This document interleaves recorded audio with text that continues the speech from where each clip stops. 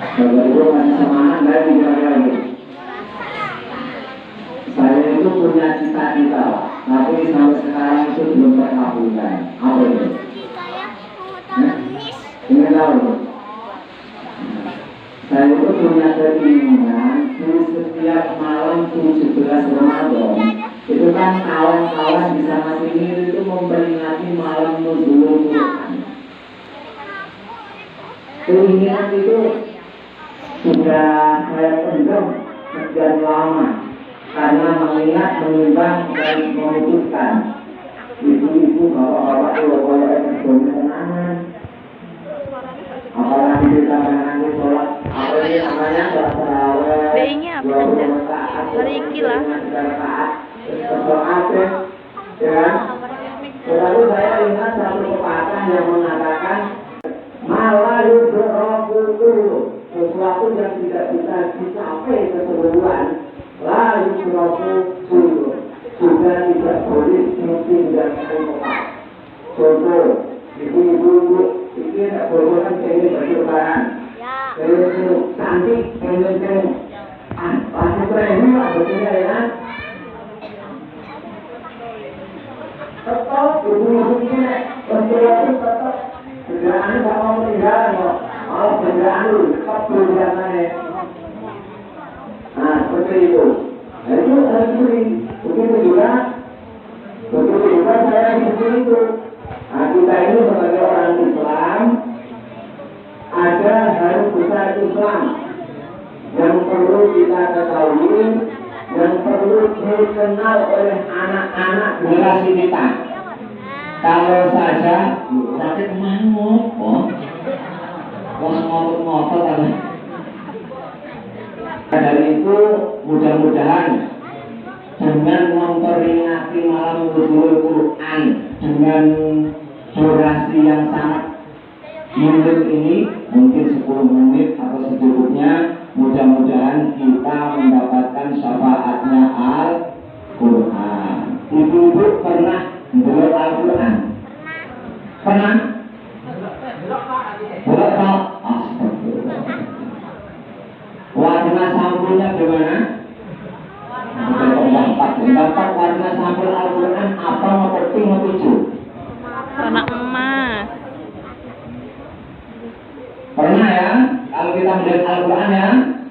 Pernah?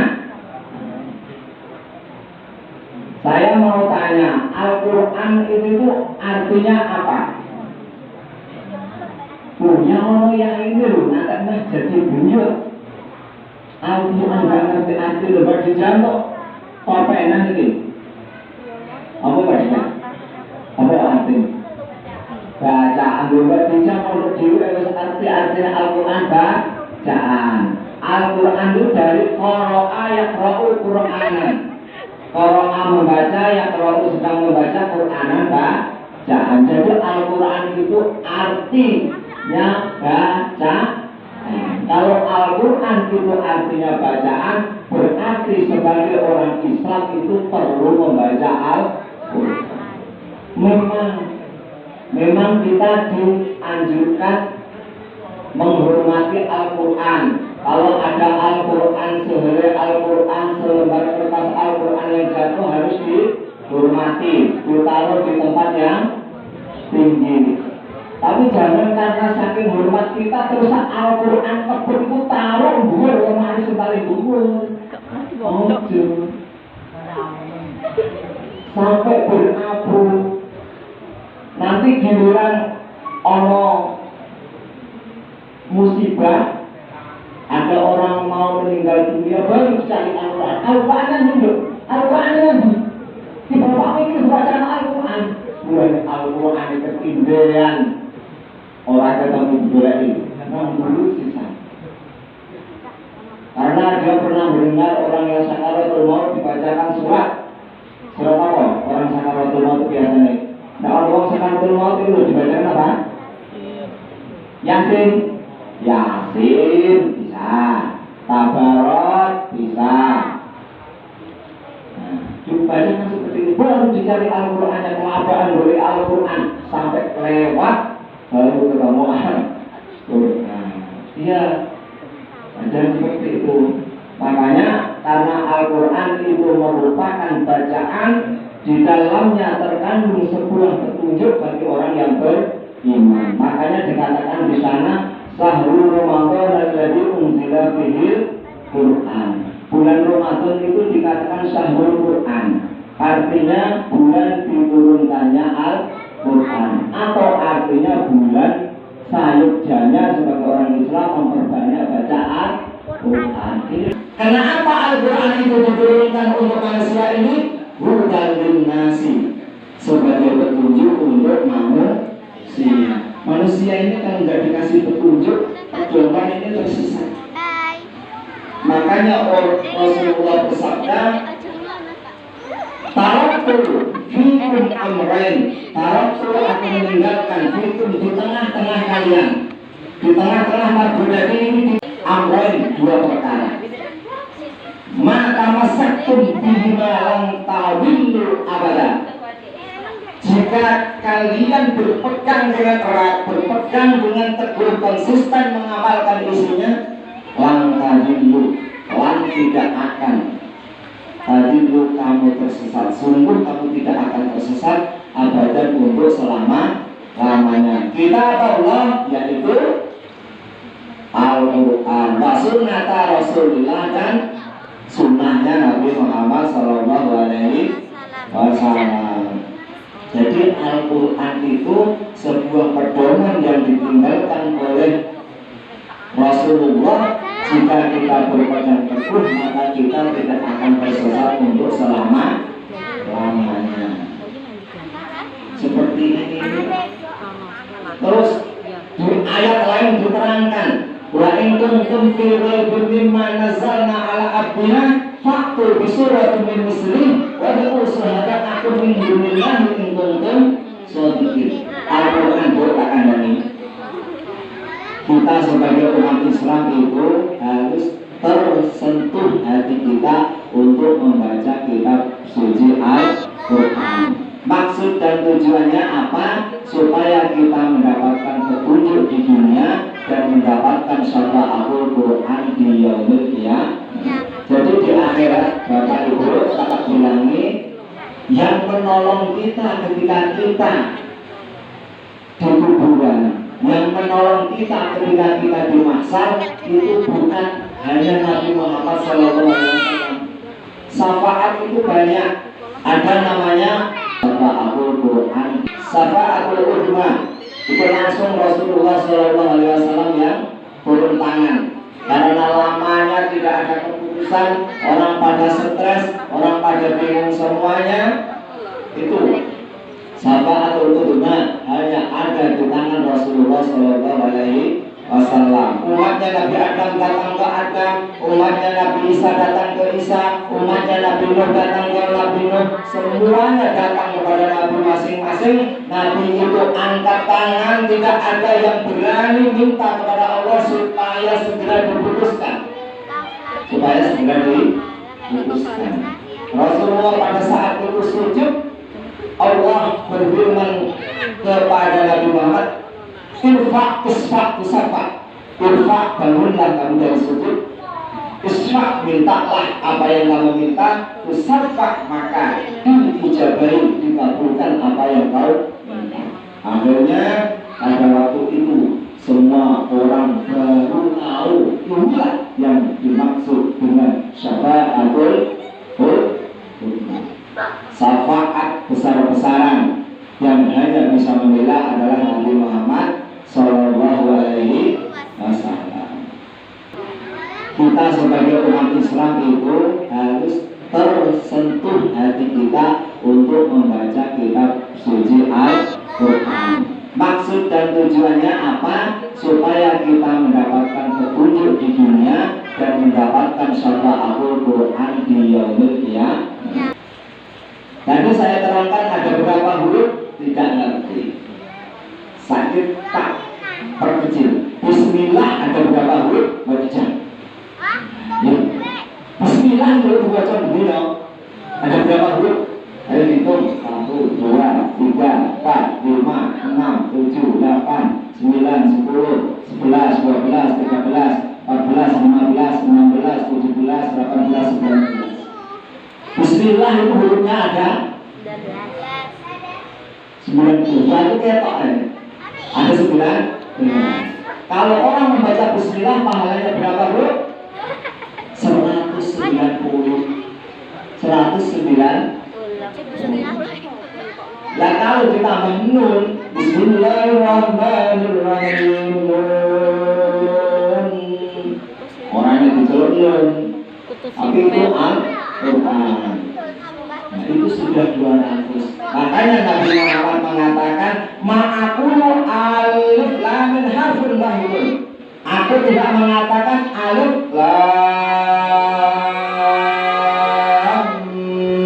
mim.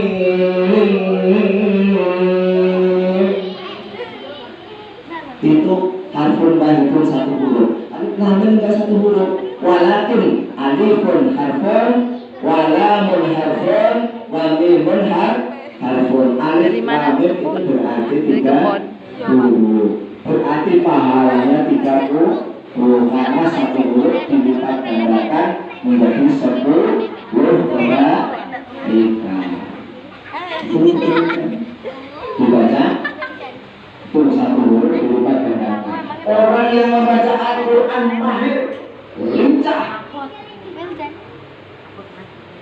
sampai yang mendengarkan itu terpesona, terpana. Kok gak ngadep-ngadep ngomong bocor nih?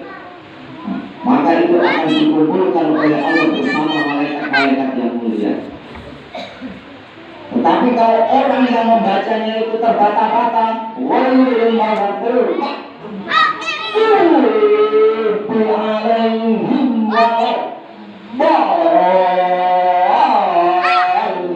karena baru baca itu pahalanya lahu ajrani, baginya adalah dua pahala itu dengan perincian satu pahala membaca, 2 pahala dia belajar dengan pahalanya. Kok mau ngapa? Nah seperti itu. Itu Al-Quran. Makanya jangan enggan-enggan belajar Al-Quran. Alhamdulillah dulu ibu-ibu ini orang yang belum ngaji Al-Quran. Dari mulai 0 sekarang sudah bisa. Itu Ibu Mardiati dan Ibu siapa? Hajah, siapa jenenge?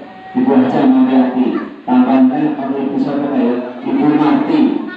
Nah, terus tambahnya siapa? Selalu bermasalah. Alhamdulillah bisa.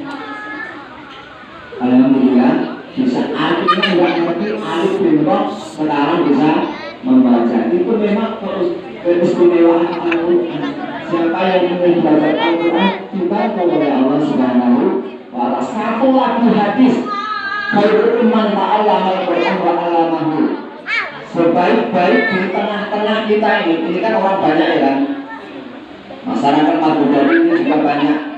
Berapa jiwa Pak RT? RT 1?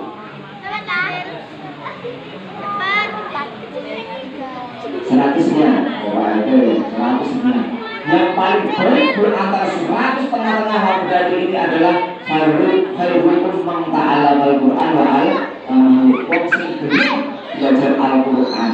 Terus nek wis iso mau mengajarkan, nek wis iso mau membacanya seperti itu. Makanya dengan kita hormat kepada malam nuzul Quran ini, dengan kita mau membaca kitab Al-Quran di bulan suci Ramadan ini diramata sebenarnya. Semata edat atam. Nah, semata edat atam. Kemudian enggak karena kamu sini untuk bilang marka baca Al-Quran.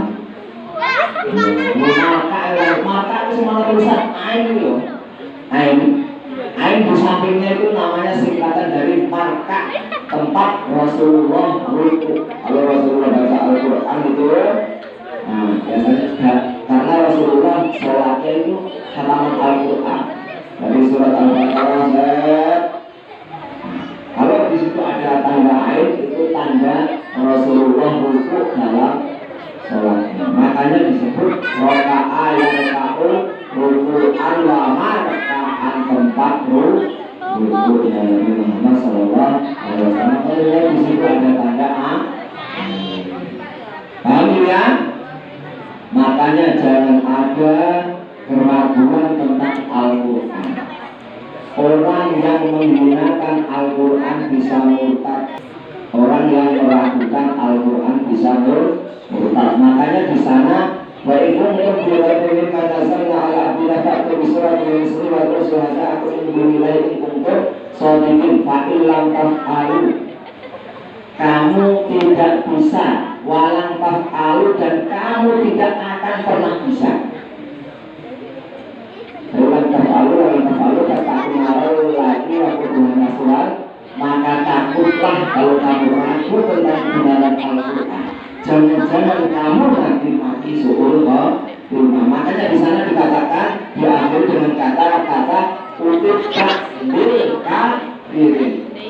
Utip takdir kafirin. Bahaya orang yang ragu dengan kebenaran Al-Quran, dikhawatirkan dia nanti mati kafir atau mati dalam keadaan tidak beriman kepada Allah Subhanahu wa Ta'ala. Semoga sedikit ini membuka hati kita, membuat hati kita menjadi mantap lagi dengan kitab suci Al-Quran, sehingga kita tertenyum berget untuk membaca kitab suci Al-Quran. Semoga dengan membacanya kita membaca syafaat dari Al-Quran